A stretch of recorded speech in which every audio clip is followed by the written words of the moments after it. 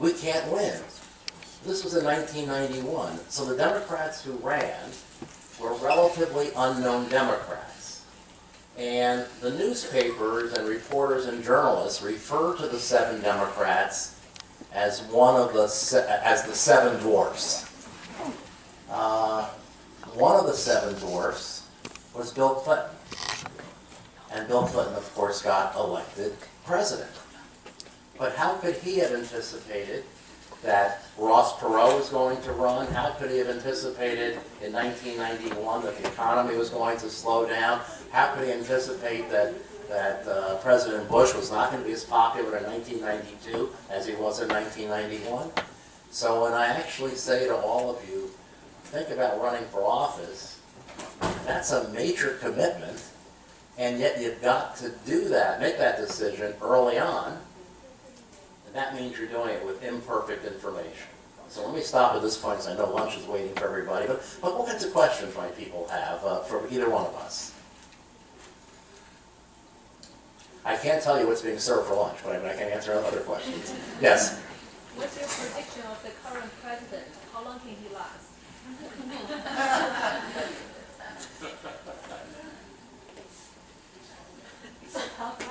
No, it's not.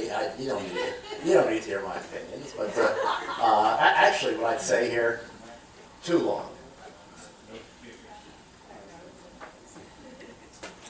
Look, I'm a political scientist. Political scientists study government. We always find it appalling when you have people in office who do not seem to respect the institutions, the norms, the values. This isn't a partisan thing. I mean, that happens with Democrats. And so many of us just find that the president really does not understand the American political system, or maybe he's transforming in ways that we don't like. We also believe that while every president has to, no president tells the truth all the time. It would be nice if presidents would tell the truth more of the time than not. The oldest joke in politics, and it's a very cynical joke, and it's not fair, but it's told, and it's told before Trump. How do you know when a politician is lying? Anybody know the punchline? His lips are moving. But now, the joke's been expanded. How do you know when the politician is lying? His lips are moving, and his fingers are typing. That's a sad commentary. It really is. So many people are very, very distressed about that. And so I've given you my opinion. Anything else, please? I was just wondering what the new process is for redistricting. Has that come up with a fair process? I think your word fairer is correct, but it's not. What's interesting is they have actually, the current way of doing the redistricting for the state legislative seats is we have a reapportionment board. It's a 5-person board. It has a legislative Democrat and a legislative Republican. So they sort of balance each other out. And then the other 3 people on the board are, in fact, the governor, the secretary of state, and the auditor. So whichever political party won two of those 3 offices control the board. And that's why those positions were so important in the past. Now, the amendment that was adopted last year expands the board, but the key thing it says, well, under the current system, the Republicans control all 3 of the statewide offices. You have a legislative Democrat and a legislative Republican. So the Republicans control the board currently 4-1. But in the next redistricting, the board will be bigger. I think it will be 7, and it will require 2 minority party votes to approve a redistricting plan. And so it's actually forcing, for a plan to be fully implemented, you have to have minority party votes. And if you don't get 2 minority party votes, then the plan it might still be adopted, but it's only in play for 4 years. because when you do redistricting, it's the whole decade. And so the people are hoping, well, if the threat is that, so let's assume the Republicans still control the board, and they can't get any Democratic votes, and they say, "Oh, doesn't make any difference, we're just gonna put in a partisan Republican plan." Well, the risk they're running is 4 years later, the political scene may change, and they'll have to go through it again. So in that sense, now, one side comment here, and that sort of was really pointing about how bipartisan everything is. When we write election laws in Ohio, in general, we write it for the benefit of both major political parties. We don't write election law to encourage minor parties, independent candidates. We're a state that has long believed in two political parties. So even though the Democrats and the Republicans might try to do in each other, they're oftentimes united in trying to make sure that the minor party and the independent candidates have no chance whatsoever. Any other questions? Yes, okay. Okay, please. So I have two questions. So you pronounce the word gerrymandering. Yeah. I've also heard of Gerrymandering. Yeah. Shifting. Yeah. Okay, that's one. Second question is, you said that the primary districts are stepped down. Yes. What will be the process to replace Yeah. The governor, he hasn't announced yet the exact date of when he's going to step down, but there will be a special election. And the special election will actually first involve a primary, where there'll be Democratic candidates who in fact will be seeking the seat, Republican candidates, you'll have a primary, and then you'll have an election, and would that be then in May? Until we know when the timetable is set by the governor. But what could happen is that we could have a special primary for the seat, followed by the regular primary for the seat, followed by the special general to fill out the remainder of the term, and then and really, because whoever is elected will only serve till January 3rd, and then whoever is elected in November of 18, that person will serve the next 2 years of the term. So you could have a special primary, the regular primary, a special general election for the remainder of the term, and then the November election. Or it could be that the primary is conducted on the same day. It'll all depend on when Congressman T-Berry formally decides to retire, to resign, and then when the governor executes the writ. He is the one the governor is the one that sets the dates.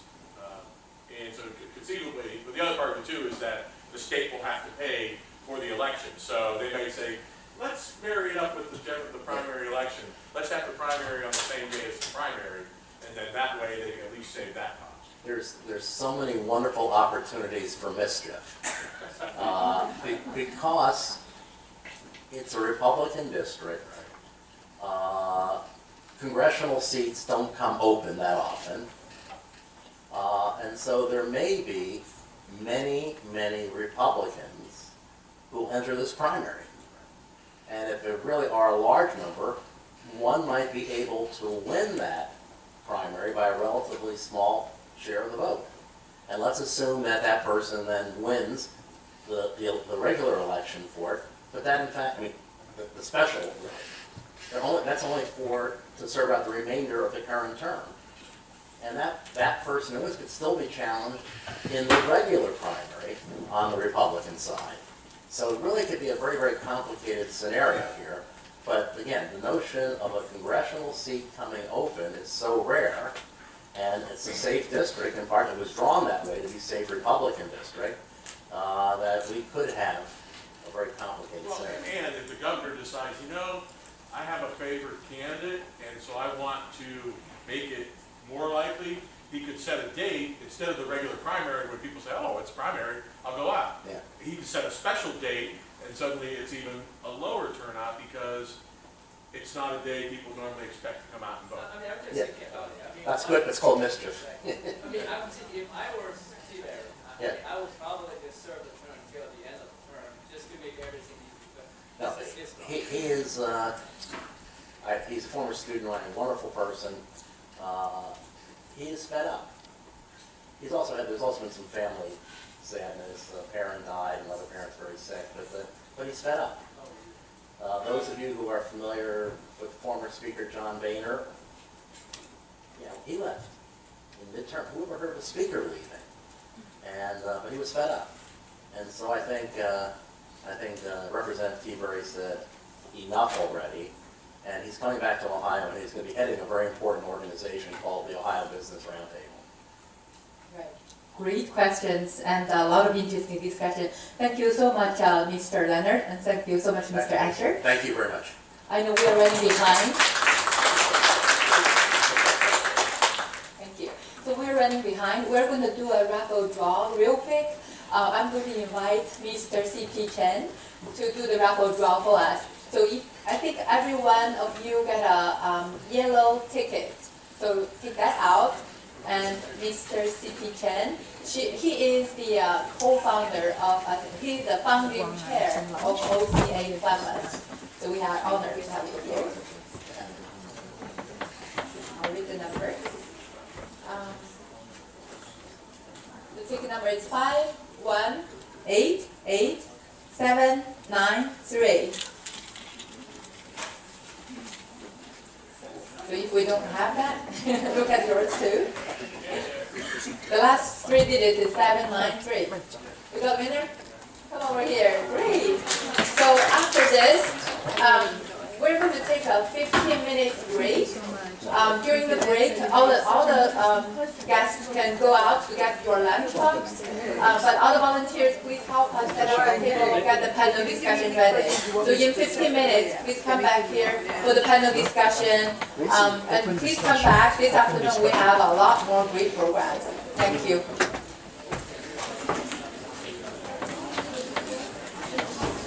You just spend the iPhone water with this earbud. National Foundation focused on the Asian Americans' active participation in civic activity. We're going to play a video, so if you want to come back and eat a lunch here, watch the video, that would be great.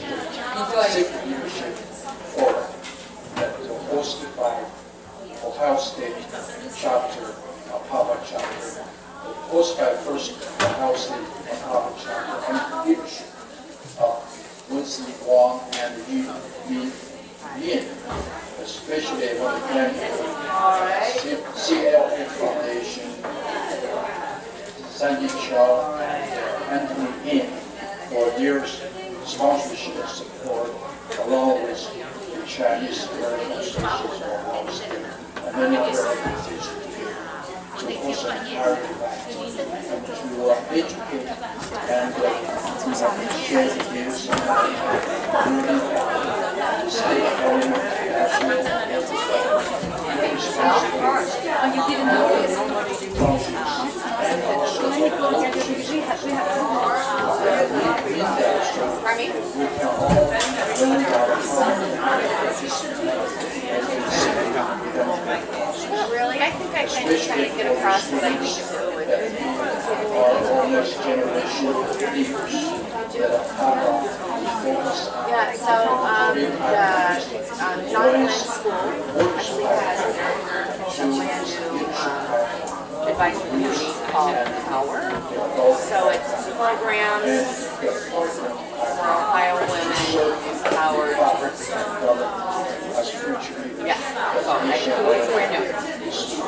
We advise them on things, so they do a program called Ready to Run. We also do a NEWL, NEWL, which is Responsibility of the young women who are politics. They bring them into a week of kind of how and why to run for an office. So I do a lot of do a Ross leadership. It's a 因为我 non-profit. 爬哪去？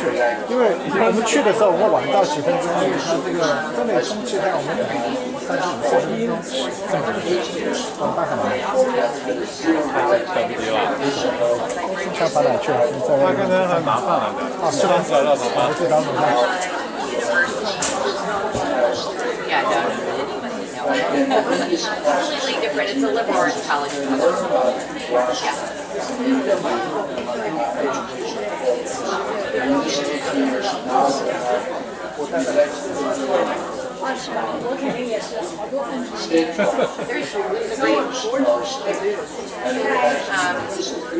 There's a great, and I can't take credit for it, but there's President Council in Burlington says there's three parties. There's Republican, Democrat, and women. Because women are fiscally conservative, but yet we're socially motivated because we've had to raise families, we've had to do it, and we've had to do it all collectively. Bonnie Michael. Every year we go to APAPA and I think one year you asked me whether 他们那边人根本都不听的，一举这牌子来演。而且那个我也想，像这些前头这些人，后头这些人，他们都很那个不在乎。不是，所以我觉得他们已经很 generous，就是说今天当时录，他说一会儿经常5分钟，我也觉得那很够，因为他给了我们邀请所有人，我想，再不是他也不看这个，他不看。所以那个谁那个后头这个 professor 看到了也是，开始自己也做。还没有我的15分钟吧。我觉得 strategy 就是说，我们就开始站起来，我们就开始站起来，他就知道了。站起来，对。他边说边这种马上就往那边走。这个 panel discussion 是在台上吗？是在台上。那我往后退一点。那个没必要待会 monitor。Over here, yeah, I'm sitting over on that side. So yeah. 谢谢你啊，没关系，再还我。谢谢你带他来，我会带他回家的。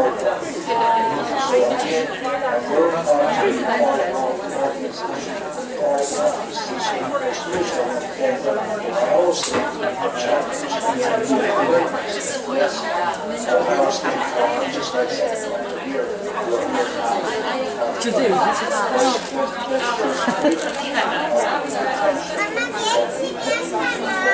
How are you? Debbie Johnson. Yeah.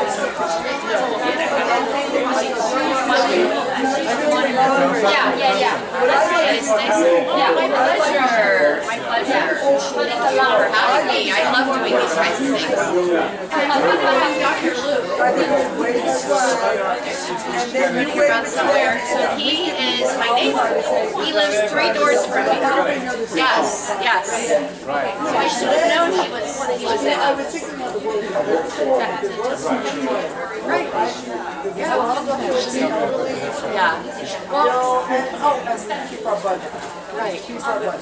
And so I talked to him about it. I'm registered.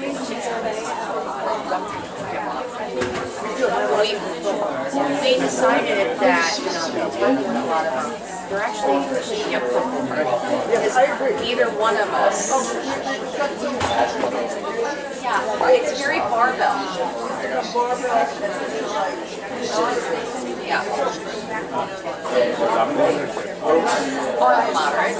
I am so jealous. And we call that it.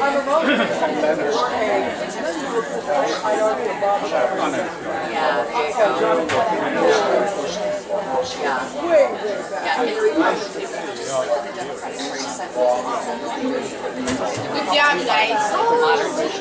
Yeah. It's like. I'm gonna get water. Yeah, that's what I'm getting. I'm gonna get water.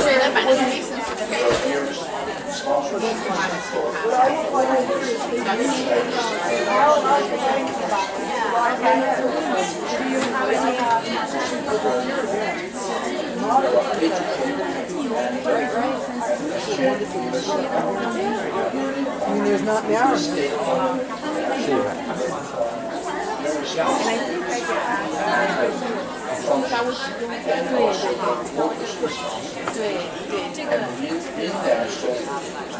哎，师傅来了，哎，谢谢谢谢。没事没事。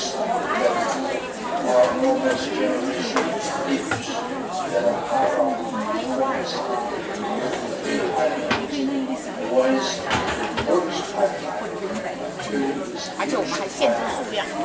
如果说你地方小，我就限制多。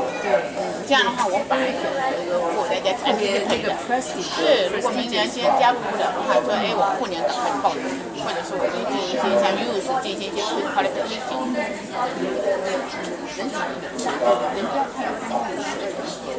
人叫人事是吧？有来来去去的，因为我们报了就报了大概100人，然后因为我家就像是个小市的人，我们这样的文区都在上面，所以就是说那家里的本子也做得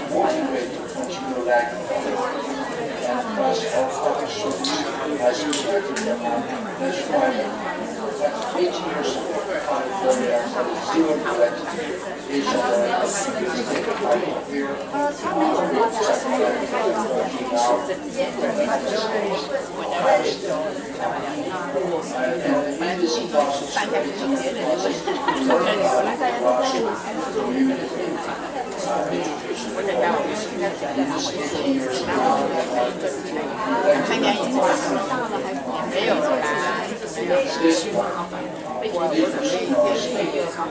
备一些所以把我们文化发工这样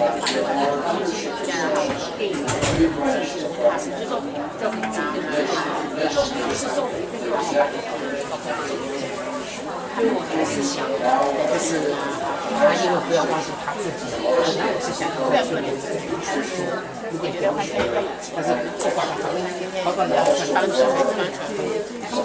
一个是搞长远的利益，一个是那个就是公司的利益，所以他能够取得一些这样的利益。这个这就是他跟我讲的，10年以后我就是这么坚持，就去做上去。他对我来讲，今天晚上还有啊？今天晚上4点半到5点半，这看保证上来的，没有他们一过来就是。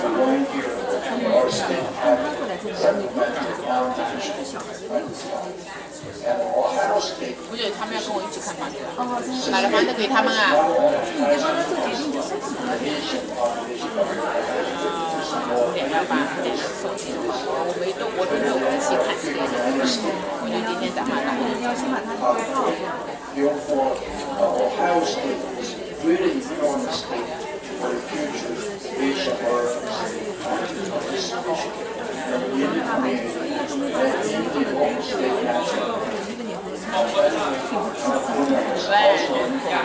你干嘛的？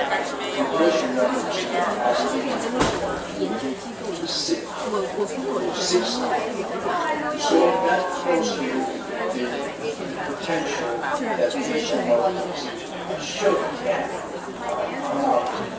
就是你也赶快去把电信开给我去，我去拿这个东西。对，好。你们辛苦了，快点。我买的那个那个11月初的那个，你后来又问家阳了吗？你再问一下他能不能去？那个别的有，他。对。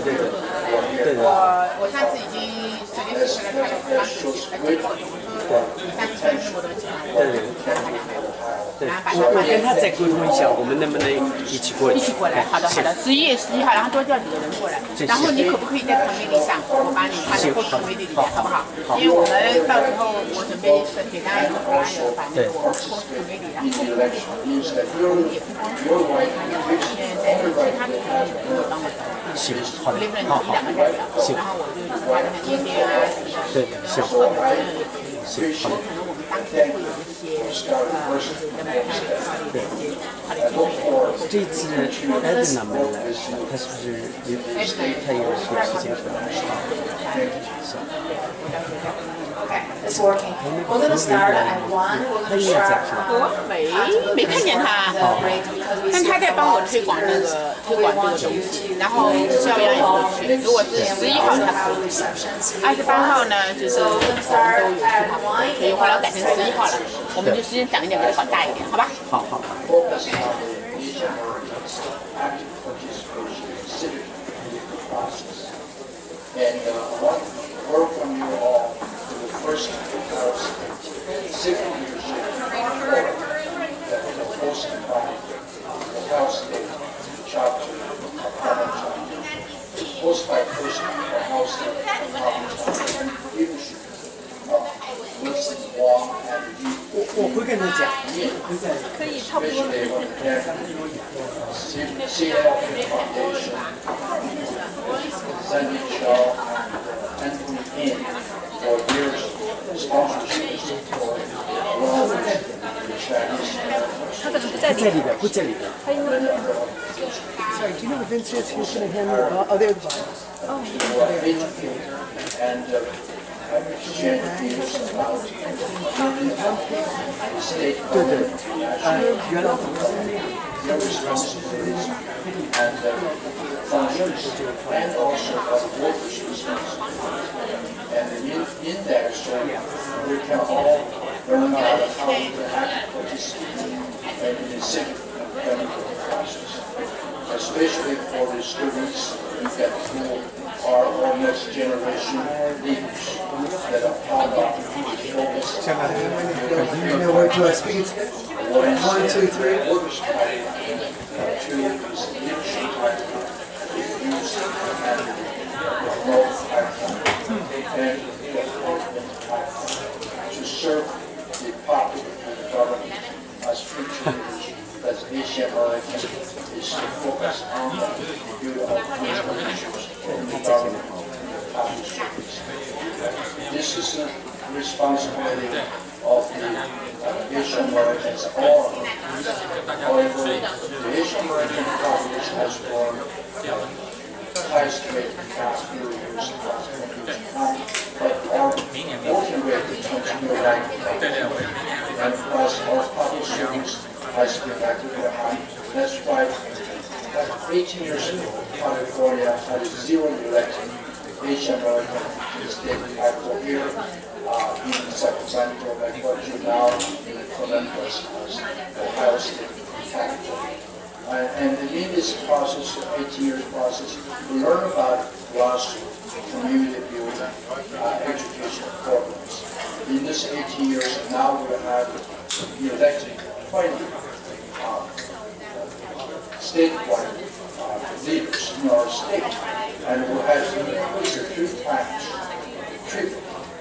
There are leadership positions in 3 branches of government: the legislation, the executive branch, and the judicial branch, including now we have the highest position in our state government, the treasurer, controller, and the tax court. And also we are supporting the first Asian governor's candidate, John Chapter.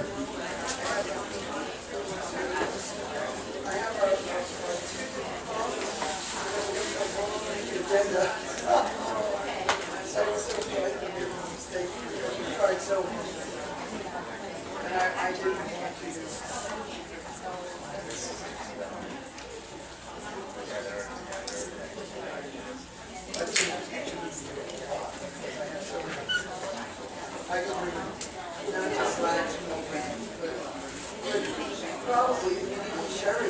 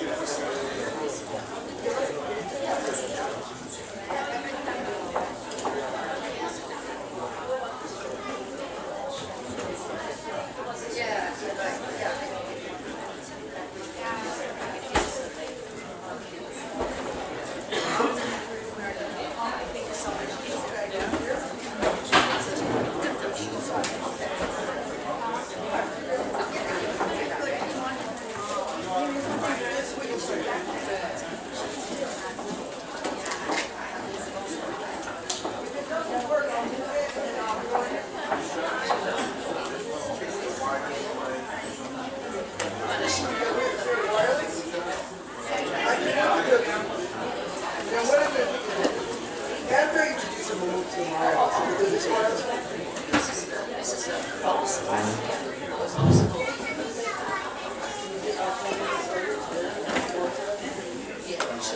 Announce everybody can move over this side.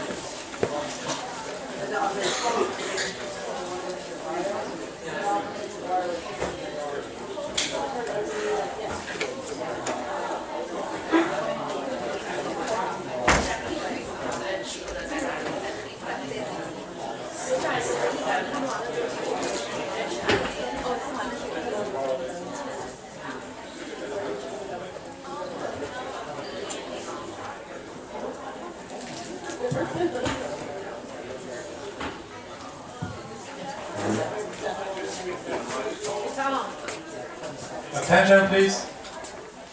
How's everyone doing lunch? Good? Okay. Got some energy? Excellent. So we're going to start the panel discussion soon. If you can move up a little bit so that we can stay closer to the panel, that way we can have a better communication and information sharing. You guys mind like moving to this area a little bit? Thank you. Give you 1 minute.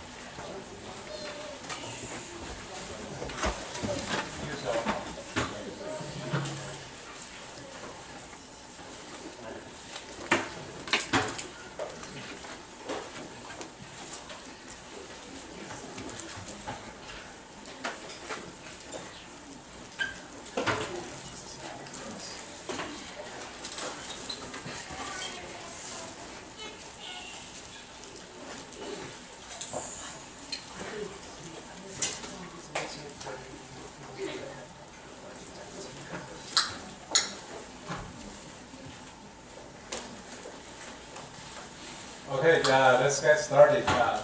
Today we are very fortunate to have invited 6 grade leaders today to talk about how do you actively engage in the local communities and how to get involved in the political activities as well.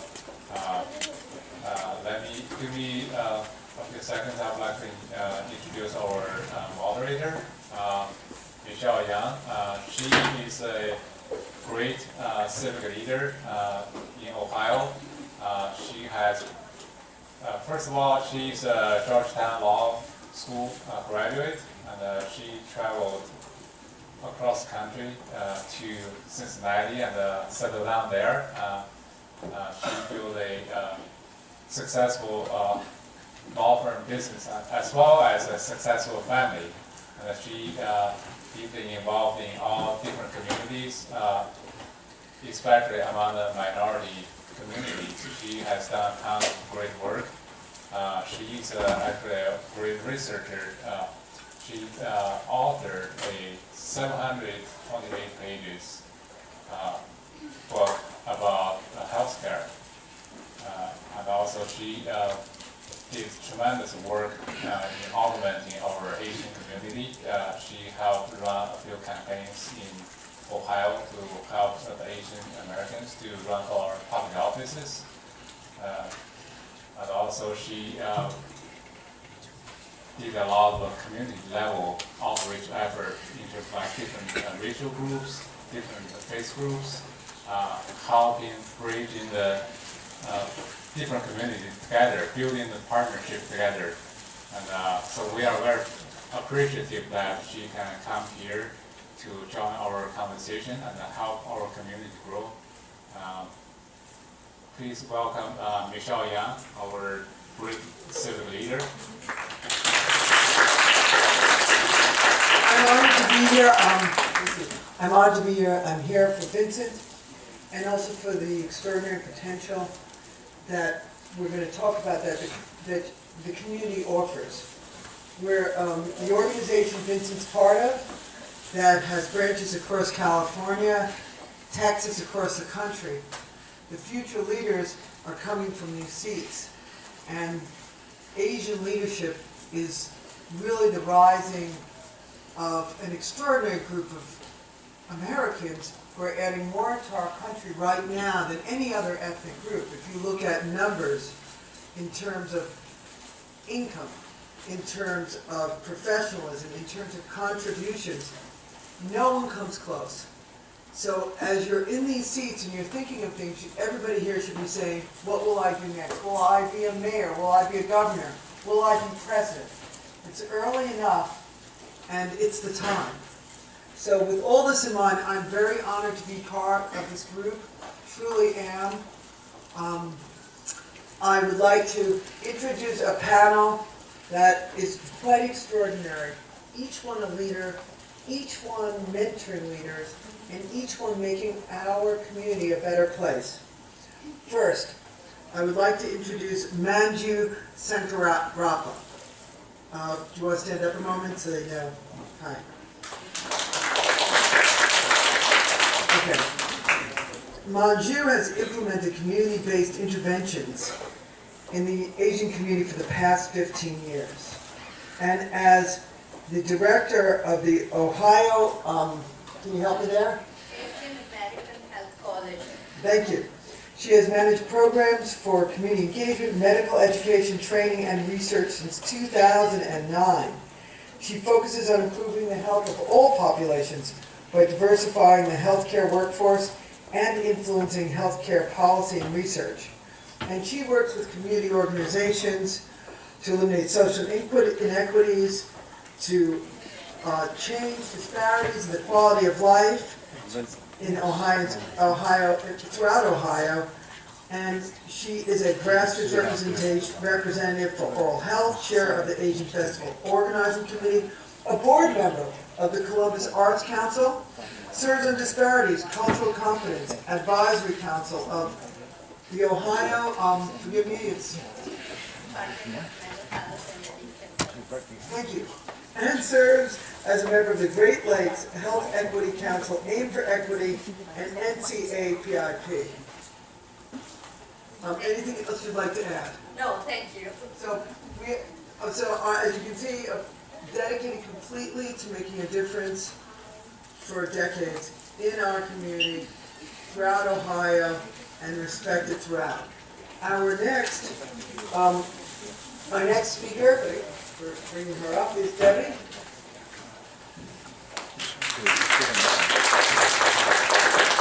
And Debbie Johnson is serving her 8th year in Upper Arlington City Council. She served as a vice president for 2014-2015, and she was elected president of council mayor in January 2016. She has served on the Upper Arlington Community Improvement Corporation. She has chaired the Community Sidewalk Task Force, as well as the Community Facilities and Service Master Plan Committee. She has served in the Franklin County Planning Commission as commissioner, and she was awarded the 2012 Community Service Award by the Upper Arlington Chamber of Commerce. She's also a graduate of the Joe Ann Davidson Ohio Leadership Institute, and we talked about all the places she leads in mentoring women. And that includes serving as the president of the board for Women for Economic Development. It includes being active on Otterbein Women's Leadership Network at her alma mater, Otterbein University, and on the John Glenn College Women in Leadership Commission. She is also the founder of the Ross Leadership Institute, where she serves as founding director and responsible for day-to-day activities. So this is a leader, and a leader who teaches others to lead. Anything you want to add? Okay. Next, wait. Okay, Lee Wong.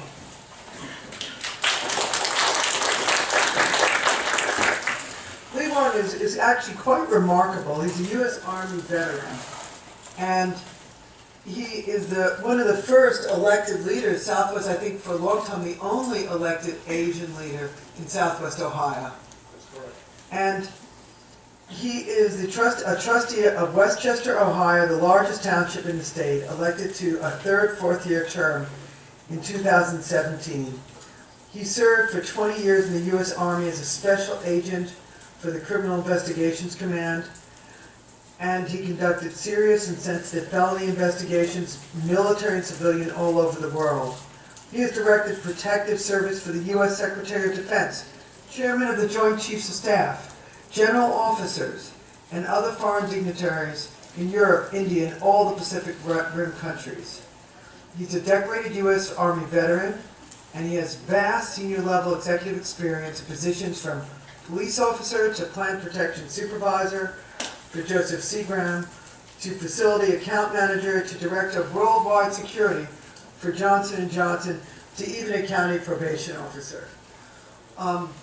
Commissioner Wong, is there anything else you'd like to add? Okay, honor to have him. Okay, next. I'm sorry, it's a little, we're a little far away right now, and I apologize.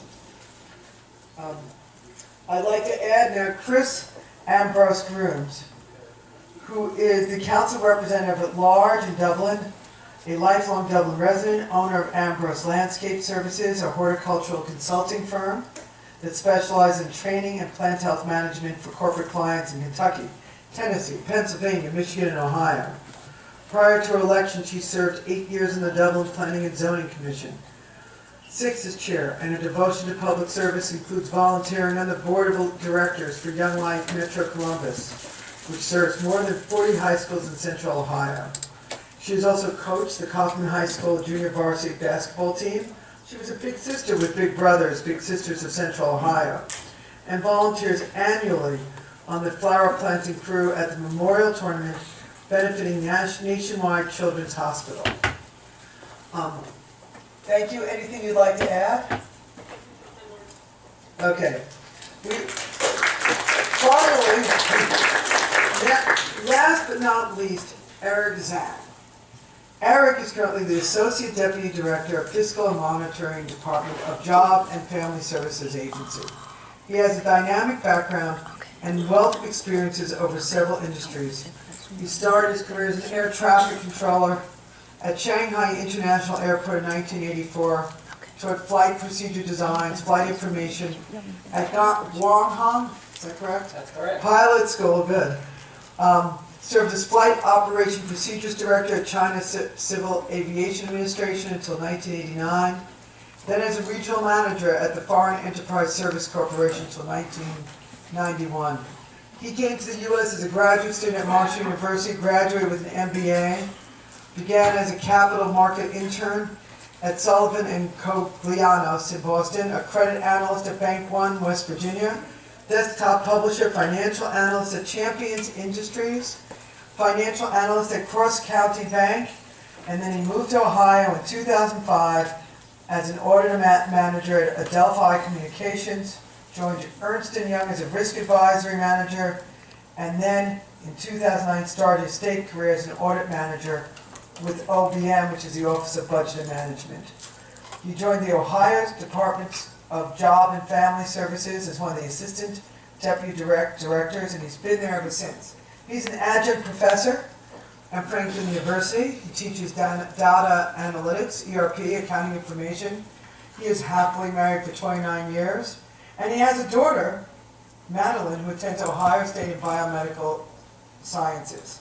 And he is very proud, as a first-generation American, to talk of the challenges, but also of the opportunities that come in this great country. So we have a panel here, and you'll all be asked to add in questions that hopefully will give you a clue of what it takes to enter public service, why it's so rewarding, and how each person here looked at their background, their talents, their gifts, their passions, and found a way to give it back in ways that really matter.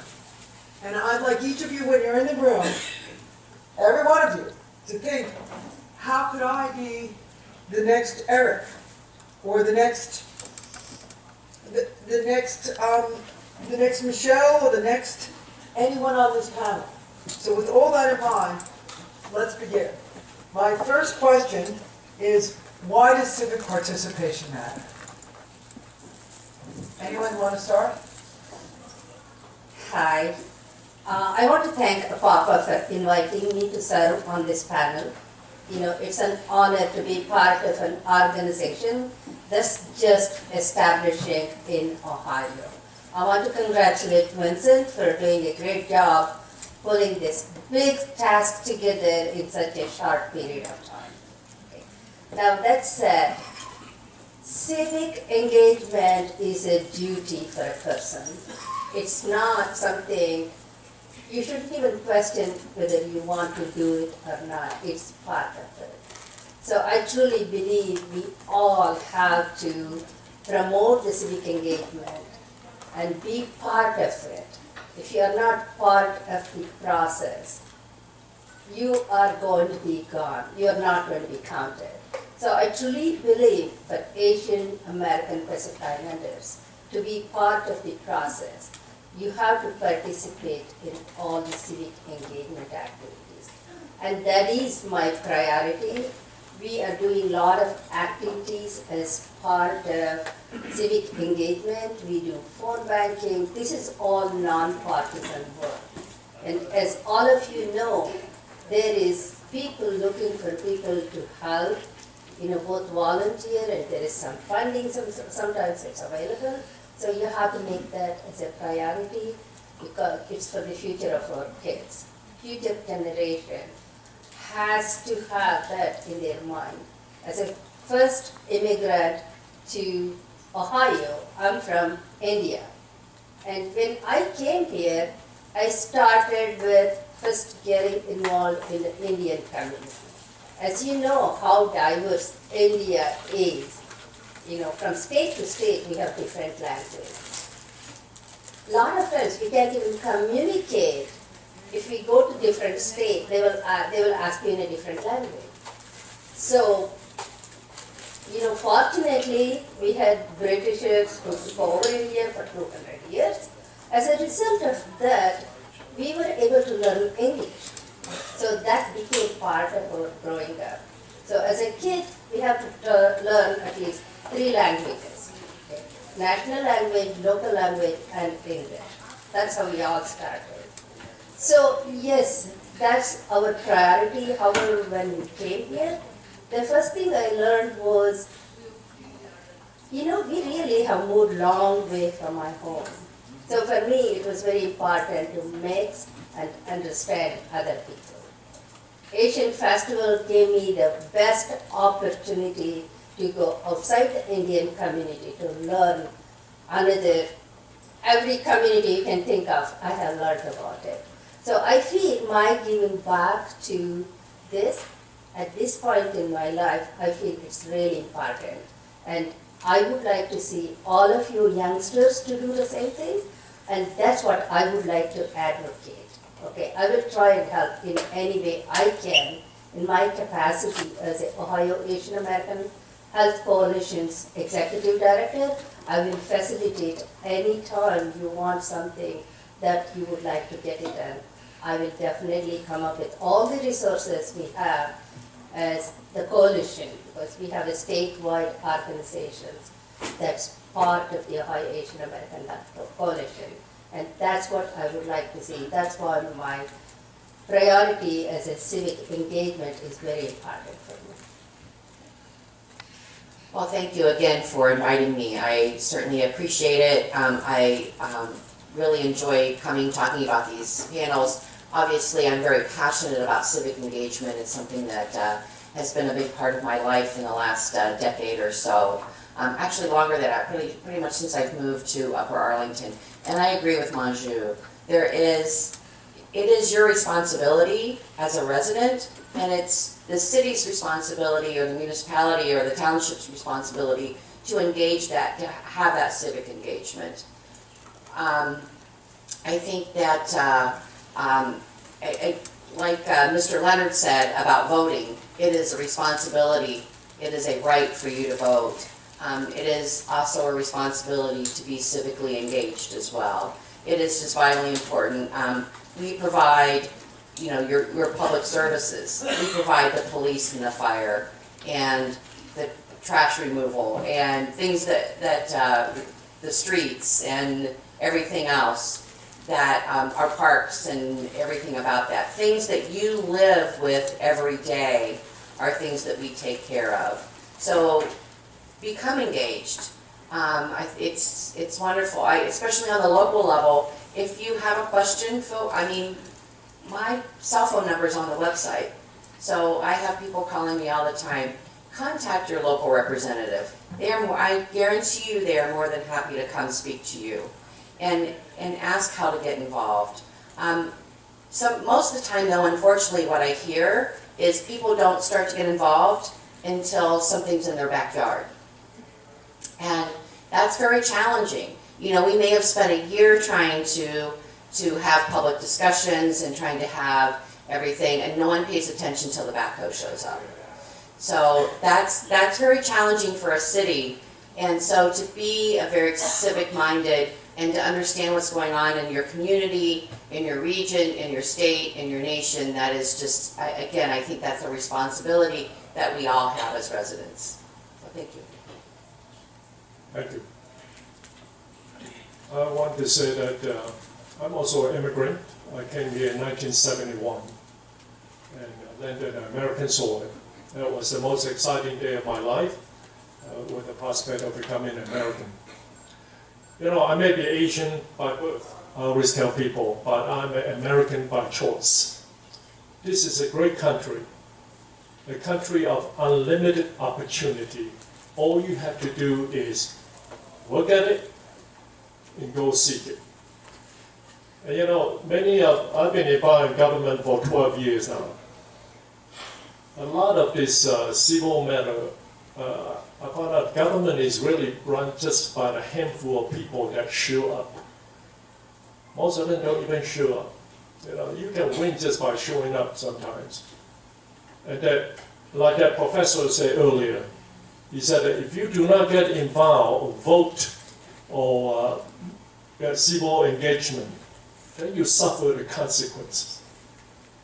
Don't complain then. I always tell people, and anytime I meet an Asian, first thing I ask them, have you registered to vote? I always carry a registration form. And second is I teach them how to, about our government, our system. Ask a lot of questions if you do not understand. Know who your representative is, your government, your local officials. Those are the ones that impact you the most. Your tax, road, police, fire, even sanitary. This is so important to us. Yeah, like our mayor here said that people don't say anything until something happened to them. No, you should be well informed, well read, and know what's going on in the community. Ask a lot of questions.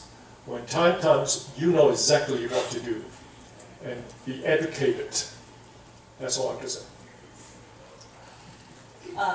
I too would like to thank you for having me today. I certainly feel a little fallen short of my fellow panelists here, but I have met 6 people in person here today, and 5 of you have lived in the city of Dublin. So thank you for those of you that live in Dublin. And why does civic engagement matter? It matters because you matter. It matters because your neighbors matter. It matters because your school matters. Why should you be involved? You should be compelled from your love for one another to want to serve each other and bring whatever the best you can, whatever the best skills you have. That you're purely motivated out of your affections for your neighbors and wanting to provide for them the best community, the best streets, the best trash pickup, the best schools, the best snow plowing, the best economic development, the best of everything that you can possibly give. I would encourage all of you to be involved. I ran for city council for the first time 2 years ago. Had never fancied myself someone who would be an elected official. I had served 8 years on our Planning and Zoning Commission, and that's a little bit what I'd like to share about why it's important. Your communities have boards and commissions. They have significant roles that you can play in your community that won't require you to put your name on the ballot. If you're anything like me, the thought of putting your name on the ballot was horrifying. It is the most personal thing that I have ever done, and the most exposing thing to myself of my own shortcomings. So in the City of Dublin, we have many boards and commissions, our Planning and Zoning Commission, our Architectural Review Board. We have many commissions that are appointed positions. We post ads in the paper and on our website, and we send out email blasts to all of our residents, and sometimes we get 2 applications. These are the most powerful positions in your community. As the chair of the Planning and Zoning Commission, I felt far more powerful than I do as a as a city council member. You have the most significant impacts on your community of how it develops, which will drive the economies of your community, which will drive everything else that you do. When there is money, problems are easy to solve. When there is no money, problems become very difficult. So the way that your community will develop economically will really determine how you solve the balance of your problems. So in summary, it's important because you are important. It's important because your neighbors are important. It's important because we love each other, and we are, in a sense, a community at large. We have lots of Asian Americans in the City of Dublin, and we are very proud of that fact, and want to encourage any level of participation that we possibly can. Thank you. Well, I'm echoing Mr. Lee's point. That's every point on top of what I have experienced in this country. And again, I'm one of those 5 Dubliners that you met. And so my daughter always say, oh, we're living in a Dublin bubble, right? What does that mean?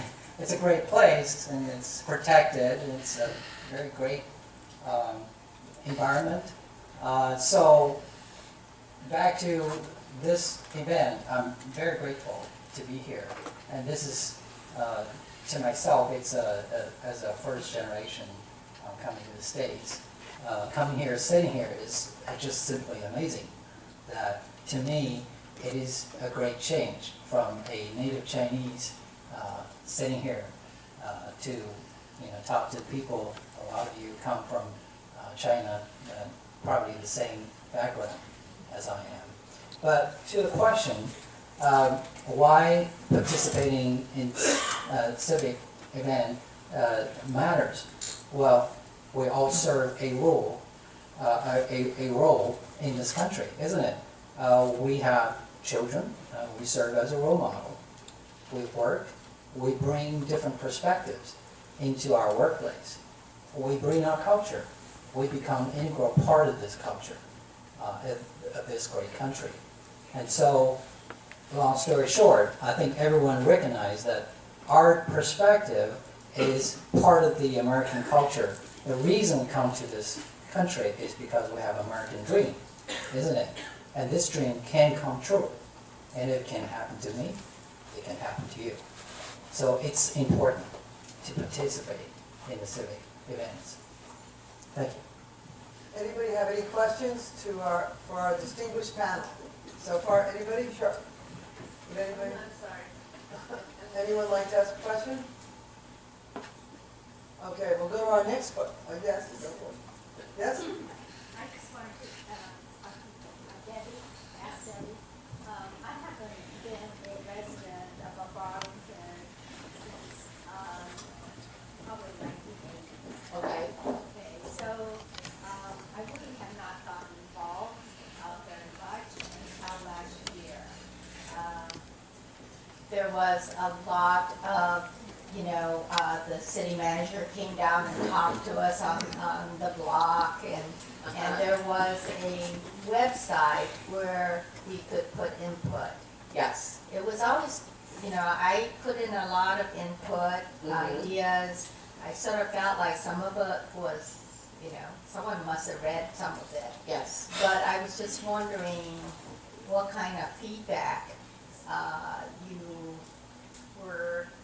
Was anybody looking at that? And Yes, was there any absolutely. So, feedback on it? cities now we do a lot of different types of civic engagement. It used to be, kind of more word of mouth, I think, before. Now we do statistical surveys to get feedback. We do online surveys, which you took, to give feedback, and some of the questions are very, very open-ended as well when there's a project or an issue within the community. We also do public forums where you can actually come face-to-face and ask questions. We do outreach as far as mailers, and we've done some these have actually been very successful, are the telephone town halls, where people can ask questions, people get the right information. I think unfortunately what happens a lot of time is misinformation gets out there. But yes, we take all of that. I read you're talking about Northern Park? Yes. Imagine that. I knew exactly what that was. Yes, I read every one of those online. There's like 190 of comments on that. And we had probably close to 800 people take that survey. So yes, we did take all of that into consideration when we went forward. And I know we have one now we have a comprehensive park review, and we're doing a very similar thing.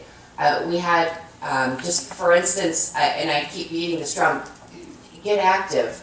We had a public forum about the parks that we advertised for 2.5 months that this was going to happen. We had 40 people there. Okay. Now this was a big issue a year ago, but this September we had 40 people at the face-to-face forum. Now we've had over 700 people with an online forum, so that's very helpful. But it was very discouraging to be there and not many residents show up and actually give their opinion. So we really want it, because what we don't want to do is make a decision and then everyone hate the decision because they weren't part of it the first time, right? So does that answer your question? Yeah. Good. I went to some of the face-to-face. Yes. But for that one we were talking about, I just couldn't, I had some other. Yeah. Yes. Thank you. So we really do try. We have one more question. Another question? Yes, I'm also a resident of Dublin. I have been a resident of Dublin for more than 12 years. And earlier, Mr. Eric Zhang also mentioned that Dublin's kind of like a bubble, and we live in that bubble and very happily. However, in the last year or so, both me and Master Singhal, who's sitting next to me in Dublin, have experienced as Asian or as Chinese Americans. On January 20th this year, when I was walking to Dublin Rec Center, someone rolled down their window and shouted to me to go back to wherever I came from. And Master Singhal here, he also twice, when he went to a store in Dublin, he was bumped and then was also kind of challenged and asked him to go back to wherever. This is kind of unusual for both. We have never experienced this before, and as you can see, he does know martial arts, and if he chooses to, he could take whatever person challenge him down very easily.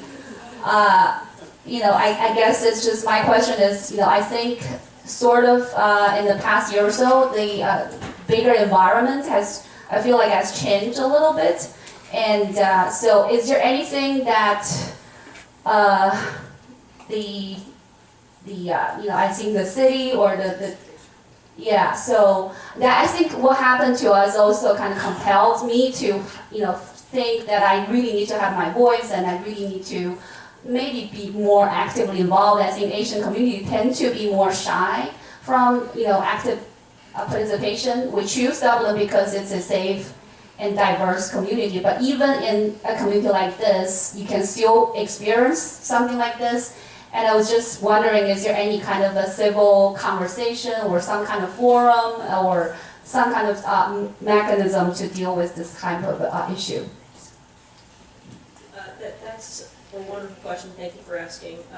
The polarization in our country, and maybe throughout the world, is think, something that we need to fiercely guard against, that we cannot succumb to that. And while you cannot control everything that the residents do, or even if the residents, who knows, but I think that the more that we can seek to understand one another, and the more that we can generally love and have compassion on one another, that is going to be our key.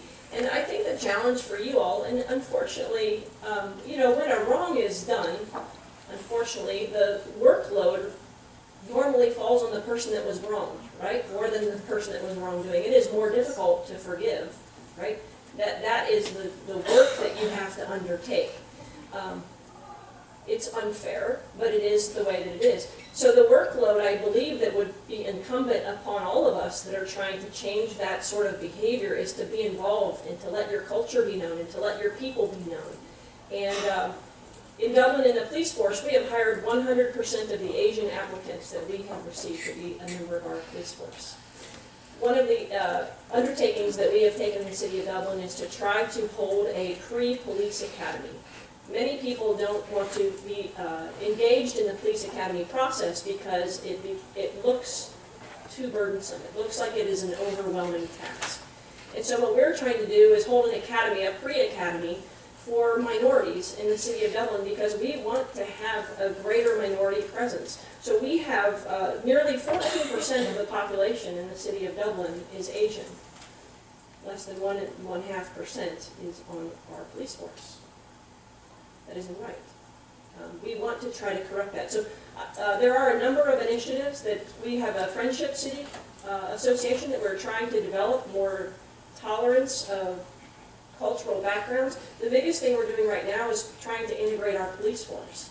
That is one of the things that we can do. We cannot change the behavior of all of our citizens, but we certainly can change the demographics of the people that we have represent our community, the faces that interact with folks. So while I am saddened by that, that is unfortunate, I'm encouraged by your friend's ability to defend himself, and I suspect if the person that had bumped into him would not likely repeat that event. It is saddening, but the burden is going to fall on the person that was wronged often, and that is to be engaged and to represent yourself and how wonderful you are and the wonderful contributions that you have to make in this melting pot. We have, now we're going to go to our next question. We have a time of great bigotry in this country, as we all know, where people are being treated differently. May I share? And so we'll go to the next, but I just want to add one thing as we go on to that. When you're civically involved and you become part of the conversation, and people know your viewpoints, it's so critical that happened. I did fight for Asian American elected officials in our community. And Lakshmi Samarko is our first Dublin County coroner, and she has so educated the entire community on not only all the extraordinary customs of the Hindu faith, but also on all the values that she brings as an Asian American to us. And she is vigilant on, if this happened, she would have been there tomorrow. So one of the things, and we're going to go in, is not only should you be civically engaged, but you should also run for office. For when you have a leader who's there, they can stand with you. They can stand up for you, and they can make sure that the people in power don't forget you when something like this happens. So I'm going to say, think of running for office. Yes. So real quick to respond, I guess to share my experience that we all share in this country. And real quick, I know we need to move on, is that in West Virginia, at one time, I was lining up at the grocery store, and then someone just run right in front of me and cussing me and saying the same thing, saying pretty much the same thing. I didn't do nothing. Probably my look was not right, whatever that may be. As Chris indicated, it's something we face. It's unfortunate, but if we let ourselves react to it, then it is not worth it. And so I was about to react to it and say something back to that person. And then someone tapped it on my shoulder behind me. And he said, ignore them. they don't know what they're doing. And I just instantaneously calm down and just have a peace of mind. Try that. Not all the people in this country are that way. There are very, very, very small amount of people. It's not worth it, right? So think about that. I just want to share that. Thank you. May I add something? You know, our American society today, violence, all this hatred, it becomes a norm. It's not that it wasn't there before. You know, I came here in 1971. I didn't come to this country to become a politician. So I wanted to be a pharmacist in a pharmacy school in Chicago. 2 years into the program, as I said, I was physically attacked by a white man. He thought I was Japanese. See, obviously he had a lot of mental issues. He was a World War II veteran, PTSD, not treated properly. That changed the course of my career. What it is important is that sometimes things happen for a reason. For me, you know, it really opened my eyes to learn more about the community, to get involved in civic matter. Sure, I spent 20 years serving the country to earn everything I have, the respect, and I learned a lot. And from my experience, I could tell you that get involved, such as city council or the zoning commission, or the zoning appeals, these are all very important. That controls the community or HOA. Those are all informal control that makes a lot of rules that affect you. So I strongly encourage folks to get involved, get your voice heard. I have some things. First of all, I'm so sorry that happened to you. That is, and to come to Dublin's defense, it doesn't only happen in Dublin, unfortunately. So I know I didn't want you to feel singled out. I'm sure it happens in Upper Arlington as well, but unfortunately. You know, we have some things we do as a community that we've had a lot of civil discourse, in civil discourse, recently in Upper Arlington. And we've tried some things like the Columbus Foundation has done the big table, and where we bring people in and actually talk in tables. We had about 80 people this May come and do one.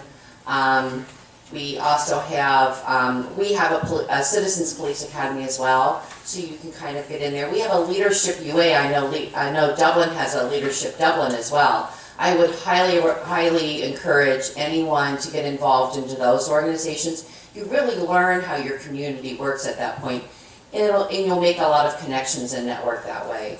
There is a trend nationwide. It's through the National Institute for Civil Discourse, and it is from the Arizona State University. It was put together after Gabby Giffords was shot.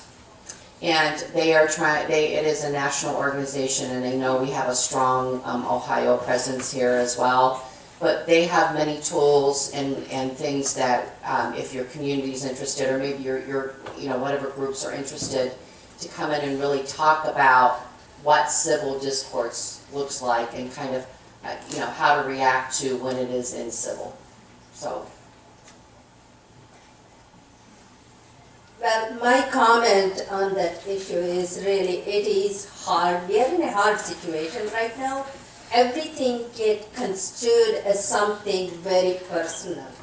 I have to share with you, when my husband was a student at Ohio State University. This was a long time ago.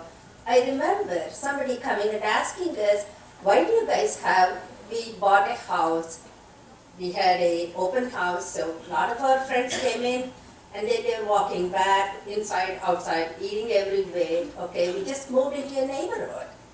And that happened about 40 years ago.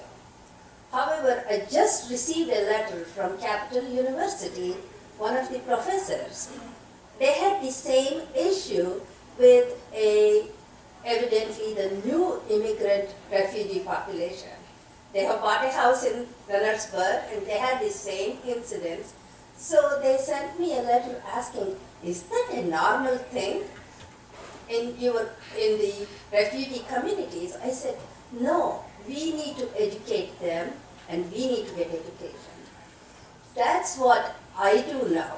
When I get a question like that, I tell them, no, it's not a standard.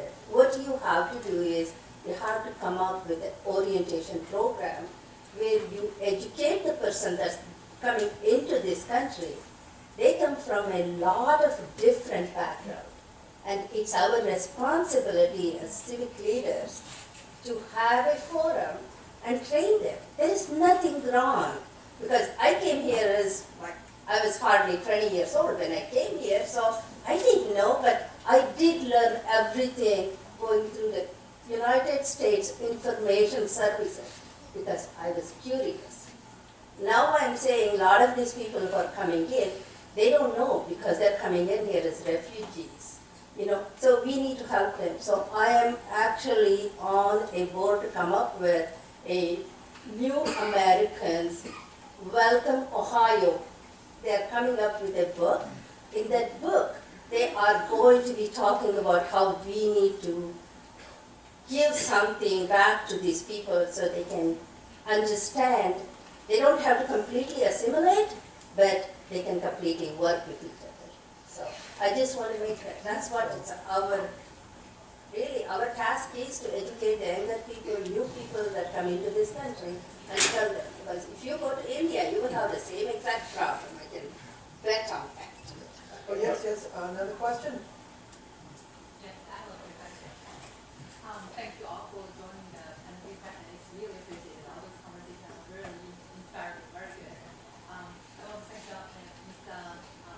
Johnson very much. I would like to call you. Thank you so much for all you're doing. I just want to say, civic participation, civic leadership is very important. We are really interested in participating as an individual. It is important. We're trying to find ways to participate.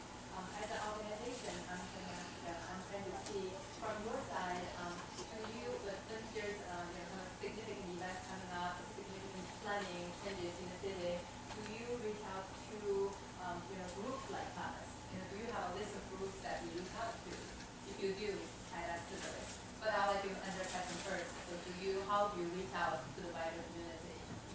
We do that several different ways. Now it's actually becoming harder these days. Although we do a lot of social media, we do have the city does have a large number of a database of email addresses of residents that you can be contacted for various things. We also do a lot of direct mail. Our communications budget actually has gone up a lot lately because that seems to be a way. Quarterly we send out a magazine that's kind of upcoming. We have a website that has everything you can imagine on there that's happening in Upper Arlington. And we do have a community calendar as well. So part of it is we reach out, not specifically to groups, but more of the residents as a whole. So I would encourage, again, the communication takes kind of a two-way street. We can put out the information, but until our residents receive it, it's not communication. So it's trying to find that great balance. And again, because things are changing so much. I mean, it used to be we'd be able to put an ad in the paper and everyone saw it.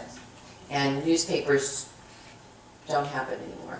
So I want to say that in my township, most of the people are good people. Okay, 80% of them, they are not informed, not because they don't care, because it's not important enough to them. People have their own daily life, make a living, busy with the kids, take them to a soccer game, all that. We as a leader, sometimes we fail. We try every way we can how to communicate with the people in our township. We try every communication there is, social network, television, online, anything you think of. Is there anything else that? Yeah, what are we missing? Right, what are we missing here that we? Tell us. Twitter too. Now, I got a question for you. How many here would like to be more active in what they're talking about, planning sessions here, be more civically involved? How many would like to be starting out there? Okay. So, what you want to know really, and I think it's 2 to 3 paths, okay?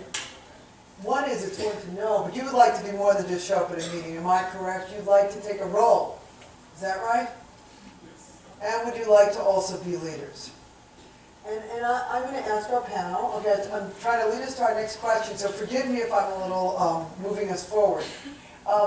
There's 2 to 3 things as somebody who has wanted to lead. I do think, and we can address this, in many communities it's an old boys school. That hurts if you're from a different country, if you're immigrants, if you're a woman, if you're not one of the guys, one of the old crowd, if you didn't live in the neighborhood for the last 100 years, it's sometimes really hard to, one, be invited to civic affairs in the community, and two, to run for office and to win, and to actually lead. So the next panel, and I'm going to ask everyone to we'll try to move quickly through everyone else so you can answer questions, because I'm going to ask each of them how they moved from being civic participants to leaders, and the obstacles each one of them received on their way in, because I don't believe there's a person here who had a fancy, I would call it old name or foot in the door that was automatically waiting for them. They weren't born on third base thinking they ran a home run.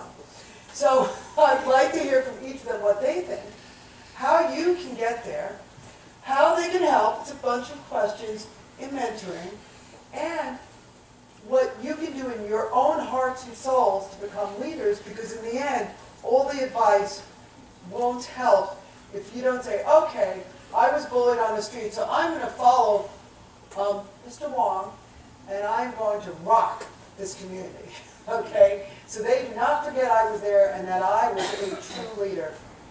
And that is what he did.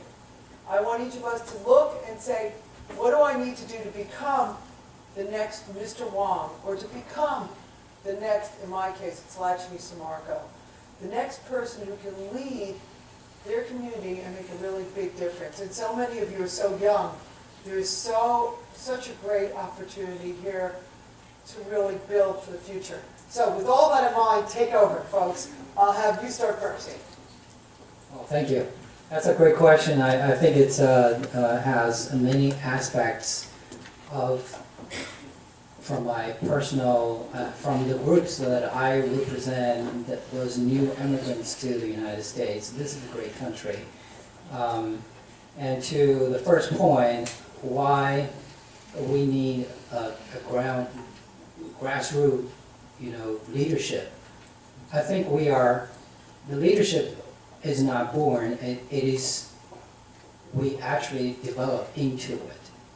A lot of people think that, this person can walk onto that stage, deliver a tremendous speech. Nevertheless, actually, there is a lot of practice behind it. There is many years of a practice behind it. Many development process that is involved. Well, so that's something that we need to start today. And when we move into this country, we realize the challenge you just brought up, we're all facing. How do we change that? Passive looking at something is one way, but how do we actively communicate and connect? And that is the leadership. Because the leader's responsibility is not only strategize something, they connect, they promote, they communicate, they using themselves as a bridge, they voice their opinions. Their opinion should represent that interest group or many interest groups. And so that person needs to get out of their comfort zone and go into that role. So that's my experience, and I ask myself to go out of my comfort zone and continue to force myself, because culture in China is very introvert. I'm an introverted person, if you could not tell. But let me tell you, you can change. We can change. I can change. And I told a lot of people, I feel like myself like a switch. When I come to the stage, I switch myself up. When I finish, I switch it off. Peace of mind. It's a lot of fun, actually. And once you see what we can make a change for the community, and you can really implement some of the great ideas and let people to a better place, I mean, that is the best reward you could ever face. I forgot the other question about that. Well, I guess the other question is how would you mentor? I know I need a little how- but I think one question, yeah. so I thought I'd start the ball rolling so everybody could sort of roll out the whole big picture for you, and then we'll keep on going. So the last question is how would you mentor people? Oh, yeah, that's People perfect. deserve- So, Bring them in. yeah, well, I learned mentor by being mentored. I have met a lot of great people, Native Americans, all different ethnicities. I've worked with many bosses, right? And they're all very inclusive, very open. They're also very challenging. For instance, some bosses I work through, they will be paying every attention about what I say, how I dress, and very picky about what I do. And they will tell me before the meeting, says, this is what you want to say. This is what you don't want to say. And watch who is sitting where. I mean, this is all the details I learned from them. And this is very important that we get good mentors. Now, when we learn that, we should hand it down. We should let other people learn the same thing. And plus, in the United States, like Speaker Rosenberger indicated, Andrew Carnegie, he is not Native American, right? But he started all the public libraries, and in the libraries there are all kinds of books. We should utilize those and learn it. For example, The Secret Handshake, The First 90 Days, the Achievement of Psychology, all kinds of great books. History and Christian culture is the voice of a lot of voice of this country. We need to learn it as a newcomer. So if I would mentor someone, I would hand them those resources, and I would share my experience with them, and that would be my approach. Sorry to take this. No, I think you were fabulous. Everybody,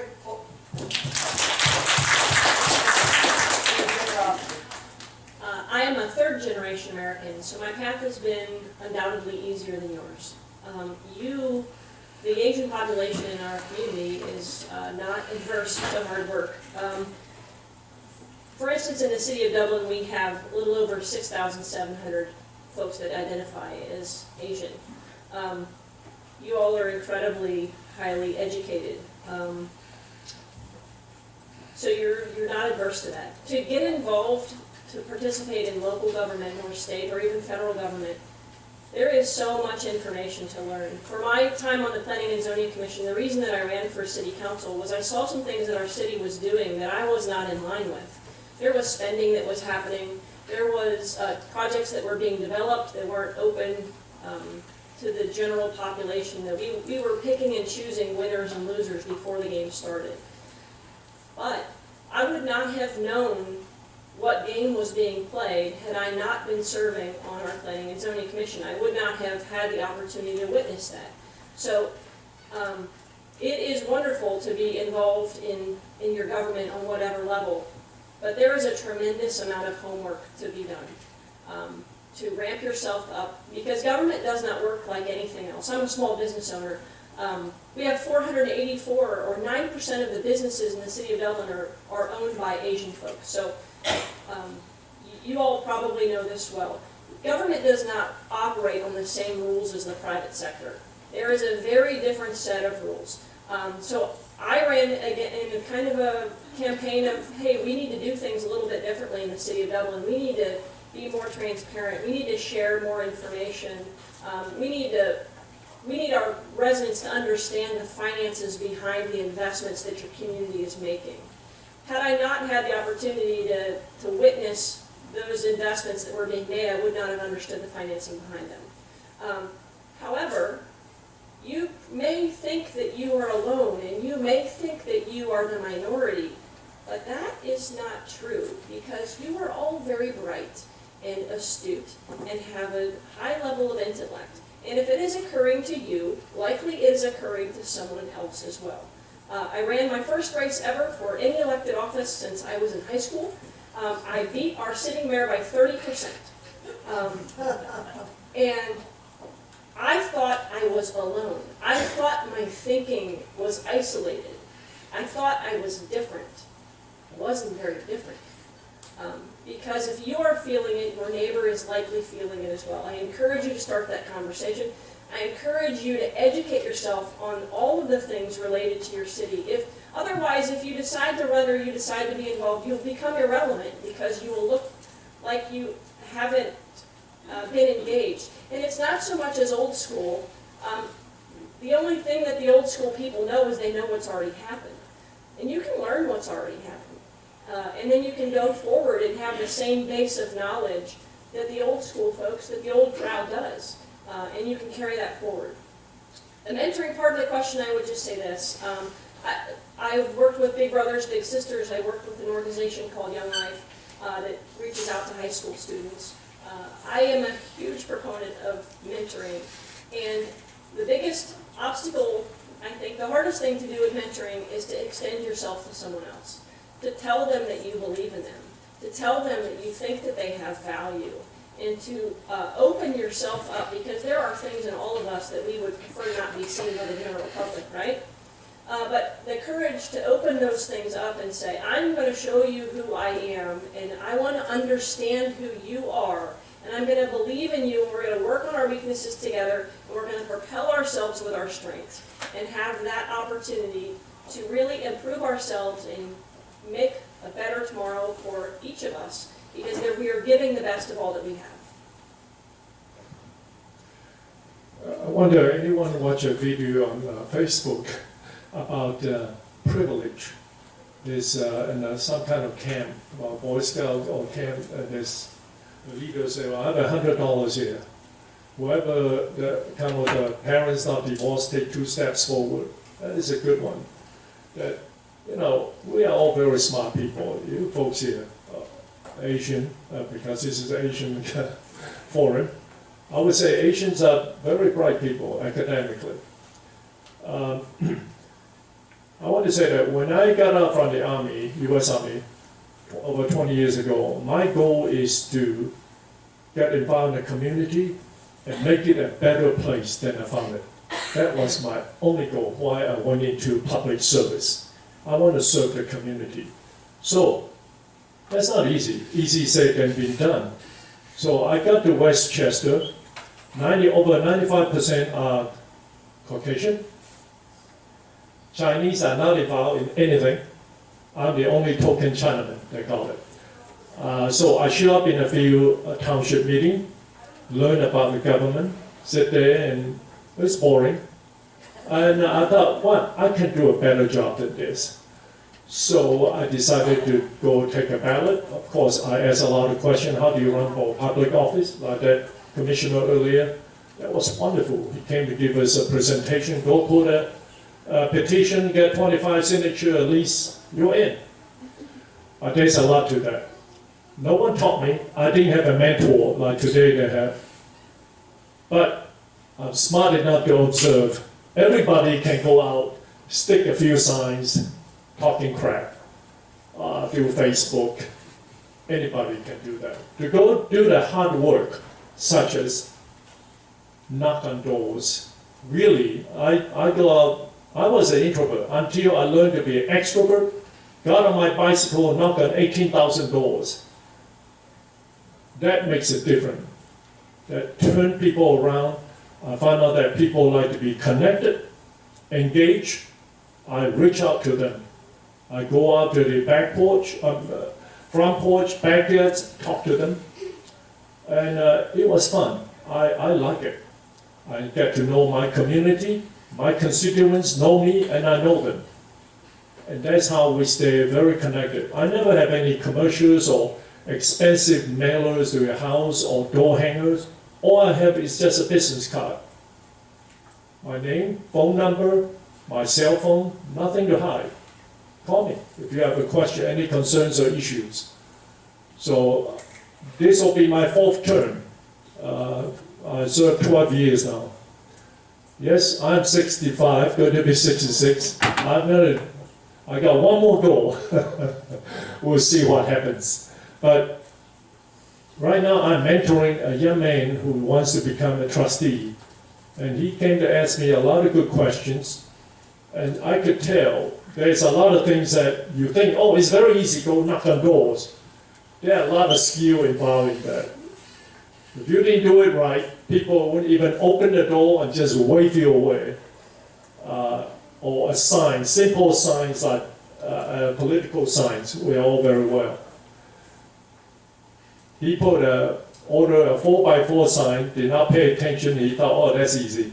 Until it's printed, that is a big mistake. 2/3 of his signs you can't read what it says. On top, good thing you can see his name. Well, yeah, this is all experience. You got to ask a lot of questions, learn, and it was an expensive lesson to learn. But anyway, it was fun. I think everyone need to get involved. Even at work, there's a lot of politics involved. Even in the army, I learned about politics in the army. You know, playing basketball with my commander. I'm a good basketball player. I'm very active. He can play. But you know what? I threw a lot of basketball to him. Wow, boss, you are so good. Yeah, this is all politics. In the end, he knew that I'm the one that feed him the ball. But you know what? That's politics. Well, I'm going to start with the mentoring issue. And this is what I tell a lot of groups when I speak to them. If you do not have a mentor, get one. If you are not a mentor, be one. And if you, as a mentor, are not learning as much as the mentee, there's a problem there. Because you, as a mentor, should be learning just as much and get just as much out of that relationship. I have many mentors. Some of them are a more formal relationships. Some of them are, I will call them when I have a situation I know that they can help me with. And again, I am a mentor to quite a few different people. I do some formal ones through colleges. One was through the John Glenn School, also through Otterbein. I have a couple of young women there that I am mentoring on a very formal basis. I also did a fellowship this summer with it was the Nelson Mandela Fellowship. I actually had it was a peer collaborator. She was from Malawi. So, and I learned so much from her, and I hope she learned from me. So mentoring is extremely important. Again, they can be very informal. Again, just go ask someone for coffee. It could be a one-time mentor, or it could be an ongoing relationship, whatever you decide. But I would highly, highly recommend.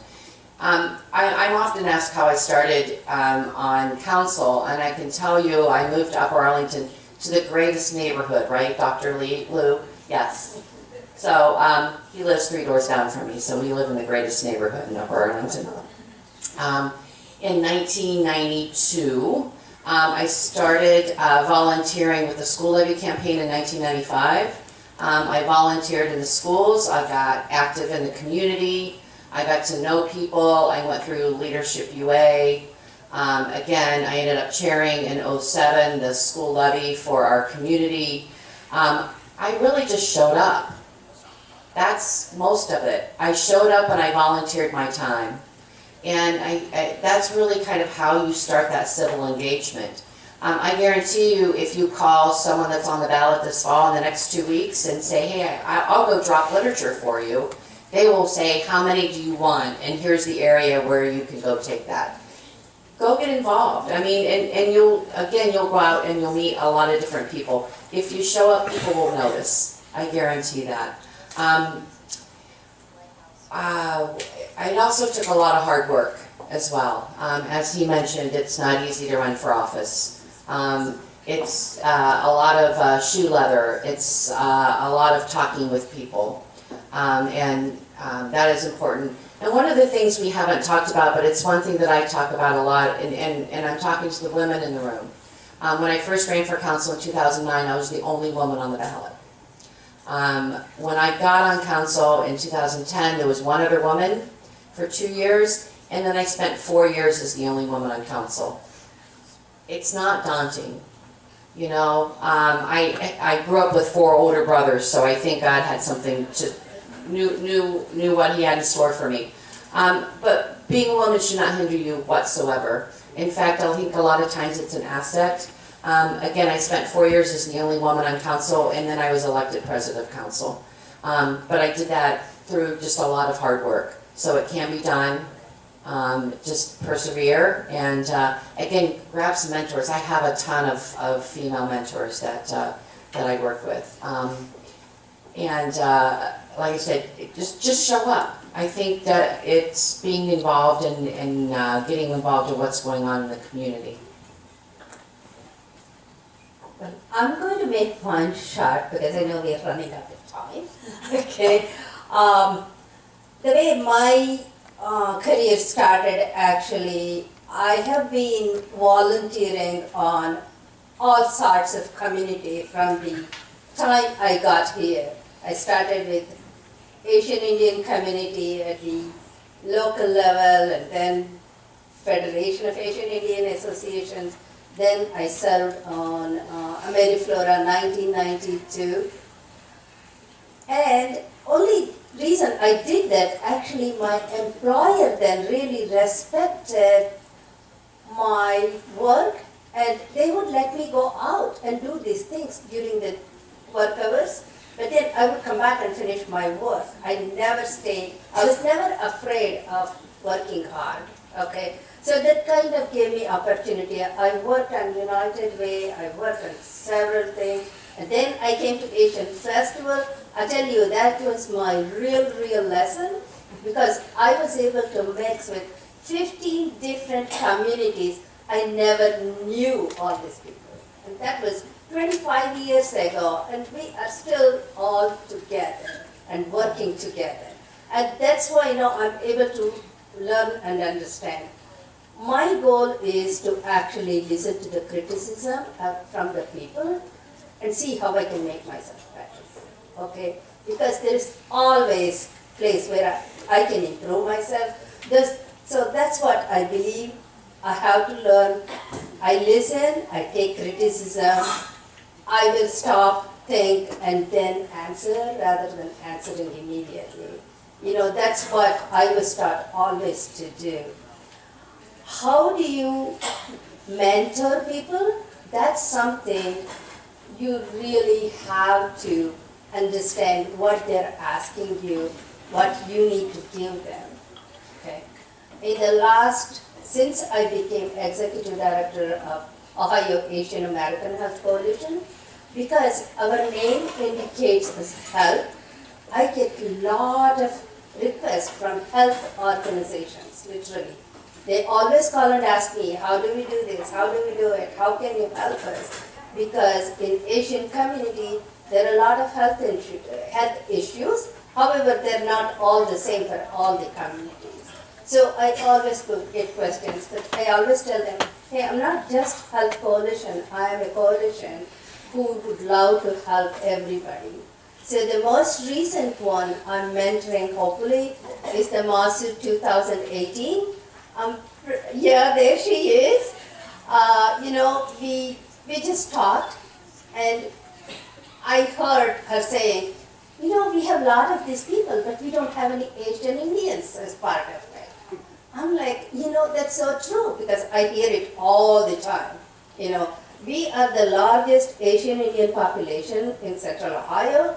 However, when it comes to collaboration, Asian Indians shy away from doing things because that's how they think they should do. Because for some reason, Asian Indians think they are dependent. That's all they need to do. Okay, a lot of them do not really do a lot of things like I do. So I'm thinking right now how we can bring those two people together for the Midwest Asian American Student Union conference that's going to happen in 2018. Okay? And same thing, one of the APAPA person asked me today, how do we bring all these people who's not here today? Okay, so my goal is to help these people because I do get contacted by Nepalese, Bhutanese, Burmese, all the different communities, and also as a statewide organization, we do get a lot of requests. So that's what I would like to mentor in, and I do believe that's what we have to do. Okay. Thank you. Well, I want to thank you all. What a panel, what do you think?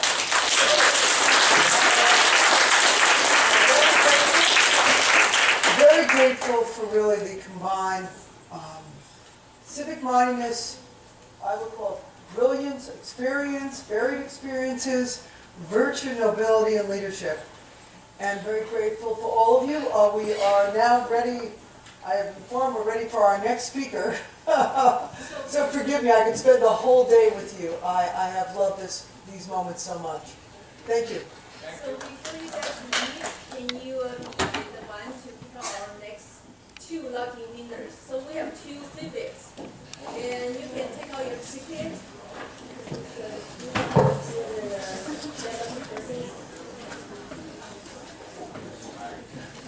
That's a good idea. 5188832. 5188832. No one? It will be mine. One more? This number is 518-8835. 518-8835. Back there? No? No. This one is 51888801. All right, I have 5188823. See, this is what happens if you don't stick around. Maybe it's one of the volunteers. No, I have there. You have one? No, the volunteers. Okay. Okay. 518-8781.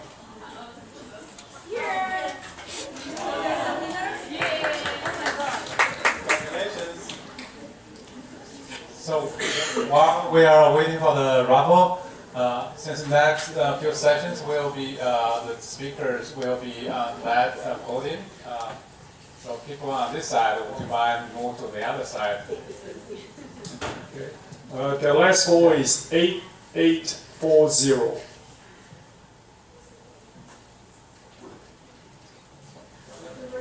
I 5188840. Nope. While we're waiting for her, one of the things I forgot to ask, we are sitting on a gold mine here. If you want to run for office, down the street at the Page Hall at the John Bing College, they have a lot of resources. If you want to learn how to run for office, if you want to learn how to public service, is that it? Okay. Oh, that's okay. Okay, the last 4 digits are 8821.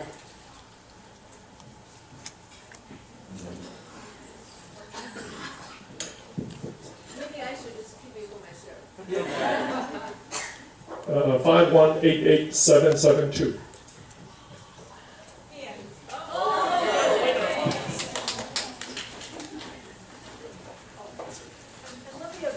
One last word. Everyone here is a resource, whether it's business, myself, or the people on the panel. If you want to run for office, if you want to get more involved, just call us, email us. And we will be, I can tell you, I think everyone here will be happy to lend a helping hand and get you started. Thank you. Let's give the moderator, Michelle, and all the panel a big round of applause. Thank you. I want to thank Michelle and all the panelists. Since we are behind our schedule, in just in 1 minute, I will start to introduce our next speaker.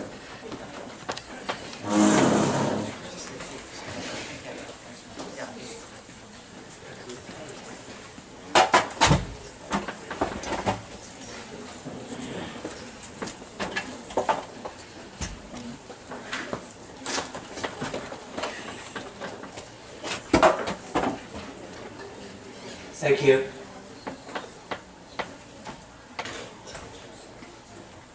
Our next topic is AAPI advocacy in federal and state governments. The speaker is my friend, Michael Bian. He is the CEO of Cleveland's Asian Service in Action, the largest AAPI health and social service agency in Ohio, and a very important advocacy voice for AAPIs in the state. Michael has worked for nearly 20 years on health disparity, social justice, and immigrant and refugee issues. His efforts focus on Asian American and Pacific Island and other underserved communities. Thank you.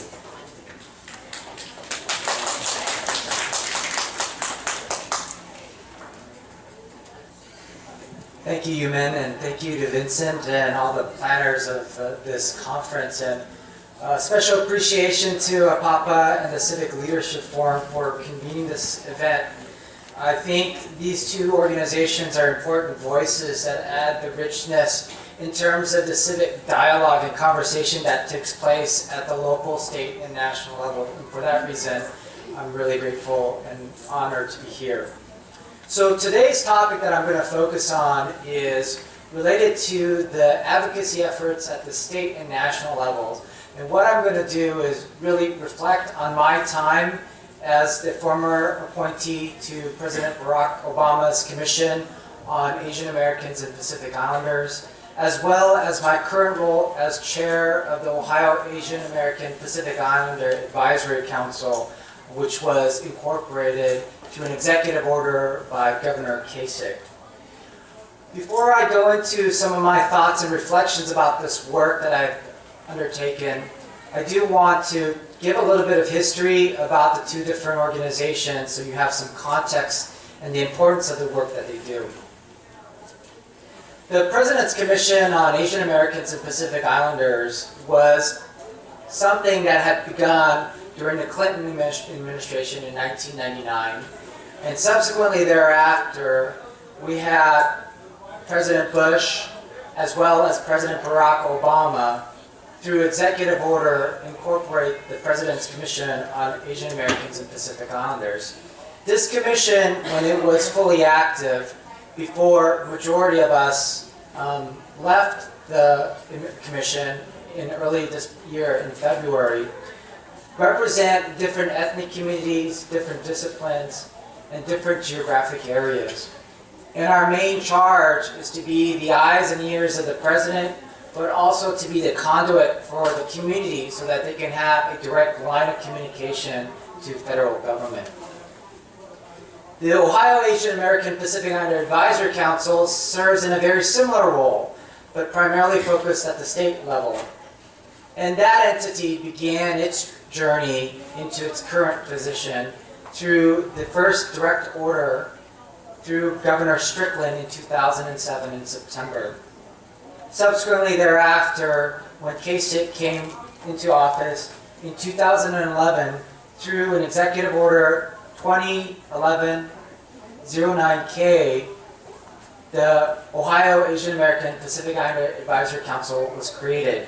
I do want to say a very, very special thank you to an important individual in this room who has contributed significantly in the Advisory Council and its creation, working very closely with the previous governor and then the current governor, and that is Dr. Young-Chen Liu.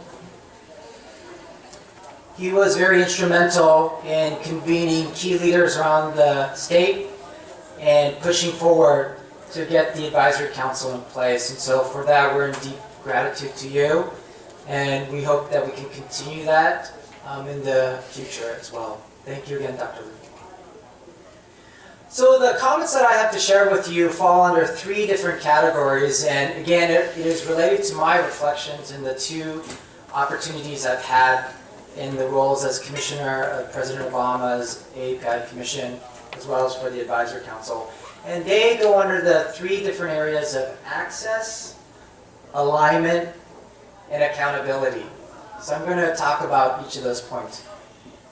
As far as access, one of the unique things afforded when you're in a role like this, whether you're serving under the pleasure of the governor or under the president, is that you have immediate access to all of his cabinet members and all the federal agencies or state agencies underneath them.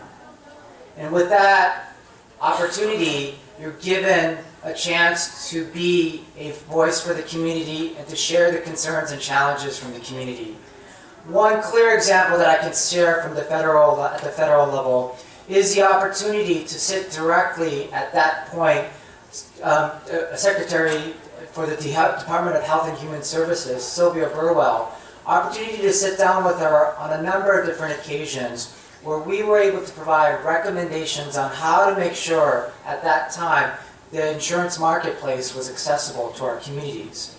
And through those direct conversations with Secretary Burwell, we were able to advance a need for language access to make sure that those individuals, those Americans in our community who are limited English proficient, have the ability to read the information carefully and make informed decisions about their health care.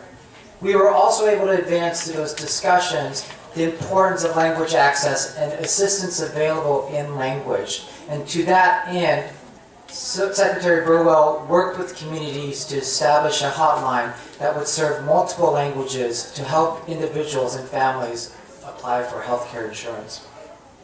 That is one specific example at the federal level. In terms of alignment, one thing that's been a really wonderful thing as well is that, and also an advice to those who are interested in engaging in policy work, whether in a public role in this kind of position, is that the best time to